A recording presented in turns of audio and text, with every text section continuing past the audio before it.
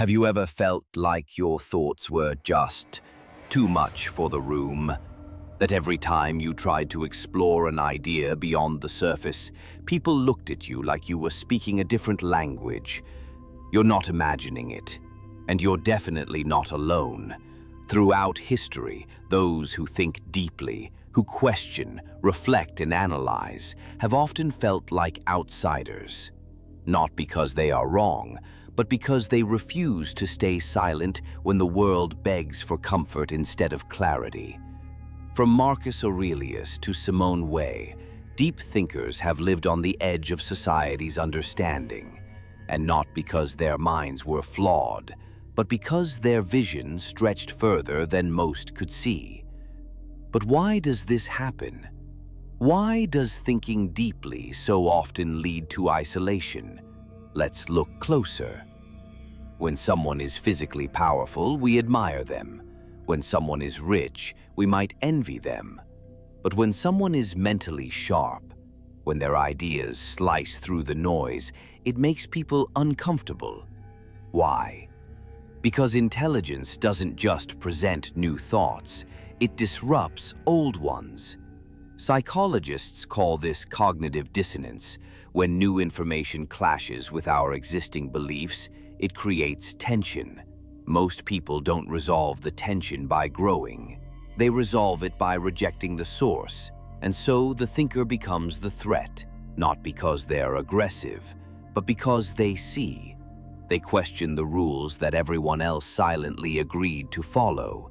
They shine light in places others prefer to keep dark, and when people feel exposed, not physically but mentally, they turn away.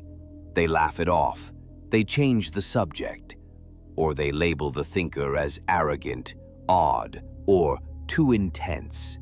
The result? The deeper you think, the lonelier it feels. And science backs this up. Studies show that when someone feels intellectually challenged in a group, the fear center of their brain, the amygdala, activates, just like it would during a threat of physical harm. In other words, your ideas can trigger the same fear response as a wild animal would, not because you're dangerous, but because the truth is. Human beings evolved to prioritize belonging over truth. For ancient tribes, fitting in was survival. Standing out meant risk. So over thousands of years, our minds began to fear the unfamiliar, even if it was correct. This is why in modern settings, deep thinkers often feel misplaced, not because they're antisocial, but because social systems reward comfort, not depth. The algorithms favor short, simple answers. Dinner conversations avoid uncomfortable questions, and most social interactions float safely on the surface. But what about those who want more? What about those who crave meaning over noise? Those who aren't satisfied with just going along with it? This is where the philosopher enters, not always in robes or in books, but in real life, quiet observers, curious minds. People like you, thinkers today, face a different kind of resistance, not from governments or institutions, but from distraction, from a culture that values attention over understanding. But that doesn't mean there's no place for you.